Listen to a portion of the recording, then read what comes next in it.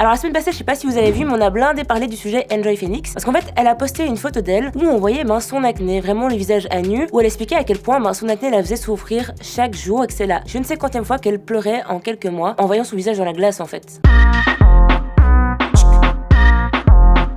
Alors Marie, qui est Enjoy Phoenix, mais vous le savez sûrement, a un problème d'acné hormonal. Et le truc c'est que vu qu'elle a décidé d'arrêter tout ce qui était hormones pour son corps, son acné n'a fait que revenir, mais genre en empirant. Elle explique à quel point ça la bouffe de se ramasser toujours les mêmes remarques du genre mais tu devrais apprendre à laver ta peau, tu devrais arrêter de te maquiller, on dirait vraiment un pot de peinture, en fait tu caches ton visage en dessous, t'es vraiment dégueulasse. Ou alors encore, t'es conne, pourquoi tu prends pas un traitement Roaccutane? Le Roaccutane, je précise, c'est quand même un traitement qui peut engendrer des effets secondaires comme des envies suicidaires ou de la dépression et encore plein de petites surprise comme ça un peu magique. Elle explique encore qu'elle en a marre de se faire juger dès qu'elle sort sans make-up ou encore de pas pouvoir simplement poser sa tête sur un oreiller sans avoir mal, juste dormir comme n'importe quel être humain. Et le problème c'est que ce genre de souffrance, elle est pas la seule à la vivre. On avait par exemple Pale Skin, cette youtubeuse qui a une acné sévère et qui avait décidé un jour de poster son visage sans make-up sur Instagram et qui s'était ramassé moult insultes et commentaires plus que dégueulasses. En fait aujourd'hui il y a encore un gros problème d'acné shaming et simplement de skin shaming. Et le pire c'est que les réseaux et la société nous aident pas vraiment parce que après la naissance de hashtags comme hashtag no make-up, hashtag no filter, il y a des gens qui ont commencé à lancer cette trend de no make-up, sauf qu'en fait t'es blindé maquillé, mais genre t'as pas l'air maquillé, c'est naturel. Donc ça dénature complètement le mouvement. T'as aussi ces magazines qui font poser des stars en disant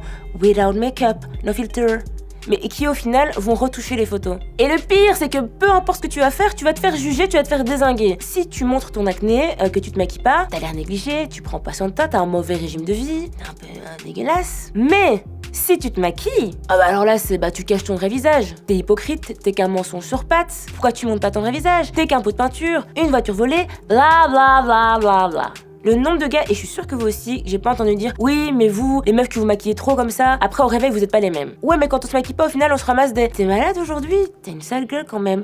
Qu'est-ce qui s'est passé? Il s'est passé ça.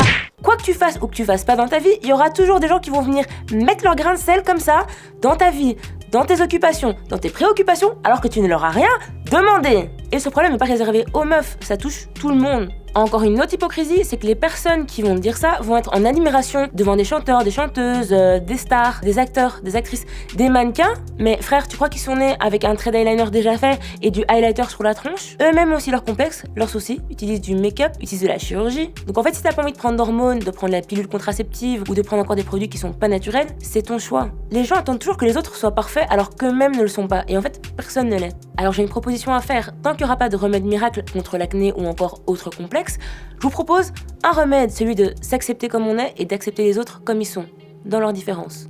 Parce que différence ou imperfection ne veut pas dire moche, laid ou dégueu. On commence tous à savoir que la beauté n'a pas une seule définition. Donc en fait, si t'as envie de sortir sans te maquiller, tu devrais. Et si t'as envie de sortir maquillée parce que ça t'aide d'une façon ou d'une autre, ou simplement parce que pour toi c'est une façon de t'exprimer comme les coiffures, les vêtements, le dessin ou encore la peinture, exprime-toi tout simplement. Love you all.